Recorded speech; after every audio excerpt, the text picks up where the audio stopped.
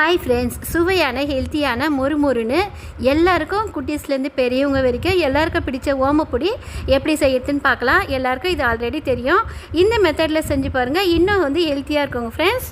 கூடுதல் கிறிஸ்பினஸ். ஓகேங்க ஃப்ரெண்ட்ஸ், வாங்க வீடியோக்குள்ளே போகலாம். Friends, welcome to Amudha kitchen. Amudha கிச்சனில் இன்றைக்கி சூப்பராக ஒரு ஸ்நாக் பார்க்க போகிறோம். நேற்று சூப்பராக ஸ்மைலி பிஸ்கெட் பார்த்தோம். இன்றைக்கி சுவையான வாசனை மிகுந்த ஓமப்பொடி எப்படி செய்யறதுன்னு பார்க்கலாம். இது எல்லாருக்குமே தெரியும், இருந்தாலும் என்னுடைய மெத்தடில் நான் செஞ்சு காட்டுறேன். உங்களுக்கு பிடிச்சிருக்கான்னு பாருங்கள் ஃப்ரெண்ட்ஸ்.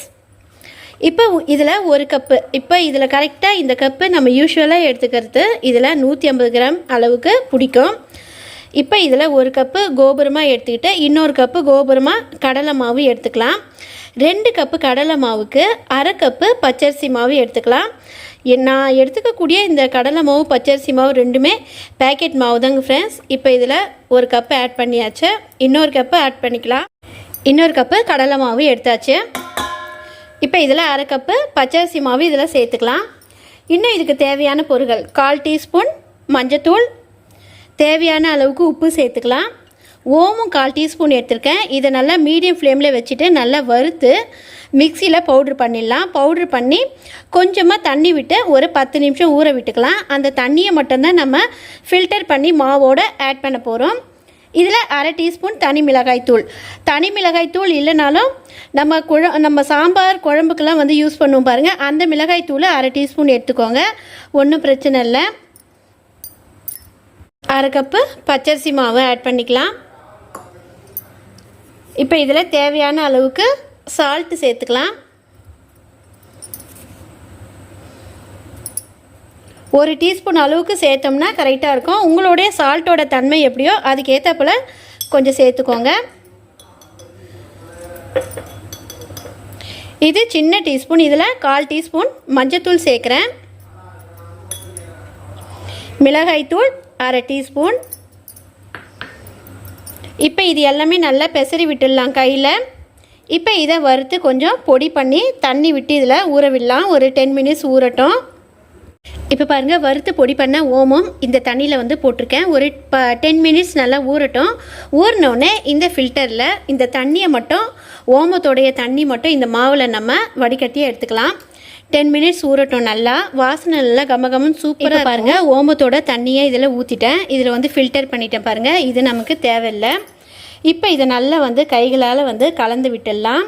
கலந்து விட்டுட்டு 2 டீஸ்பூன் நல்லா காஞ்ச ஆயில், அப்படி இல்லைன்னா அரை டீஸ்பூன் பட்டர் சேர்த்துக்கோங்க. இப்போ என் கையில் பட்டர் இல்லாததுனால காஞ்ச எண்ணெய் 2 டீஸ்பூன் ஊற்றிக்க போகிறேன். 2 டீஸ்பூன்னா 1 டேபிள் ஸ்பூன் ஆயில். நல்லா மொறுமொறுன்னு சூப்பராக இருக்குங்க ஃப்ரெண்ட்ஸ். வெண்ணெய் தான் போடணுன்றது இல்லை, ஆயில் மட்டும் சேர்த்திட்டாலே போதும்.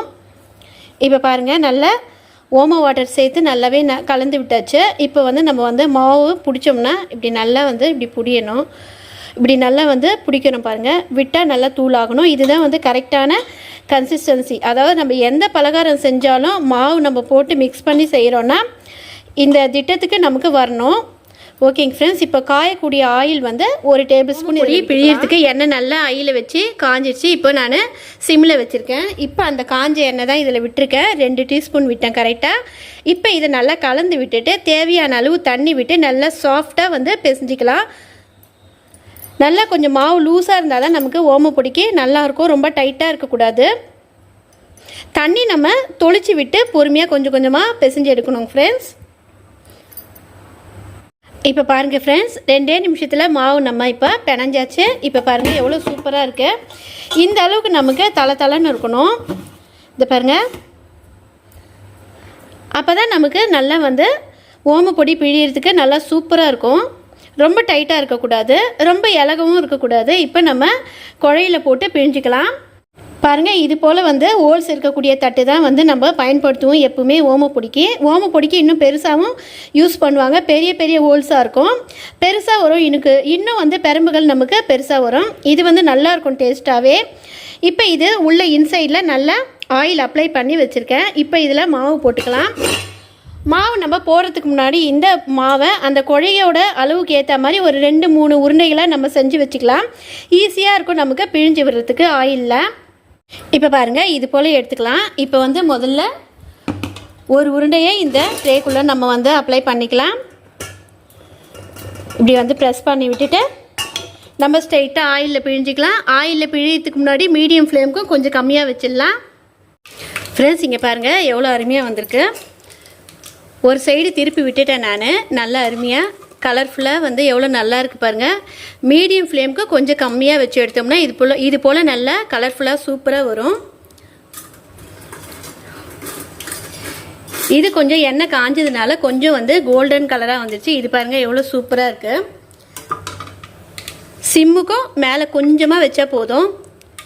எவ்வளோ நல்லா நமக்கு கடையில் நம்ம வாங்கினா எப்படி இருக்குமோ அதே போல் இருக்குது பாருங்கள். நமக்கு ஓமப்பொடி அருமையாக நமக்கு பாருங்கள் ஃப்ரெண்ட்ஸ், நல்லா அட்டகாசமான ஓமப்பொடி ரெடி ஆயிடுச்சு. டேஸ்டியாக வாசனையாக கிறிஸ்பியாக நல்லா வந்து லைனாக நான் அடுக்கி வச்சுருக்கேன். ஓகேங்க ஃப்ரெண்ட்ஸ், இப்போ நம்ம கருவேப்பிலையை லைட்டாக நம்ம ஆயிலில் போய்ட்டு ஃப்ரை பண்ணி மேலே போட்டுடலாம்.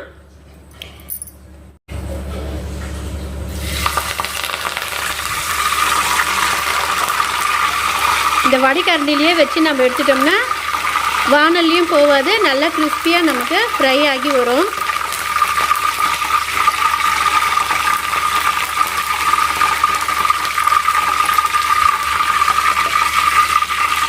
ஓகே ஃப்ரெண்ட்ஸ், ஸ்டவ் ஆஃப் பண்ணிடலாம்.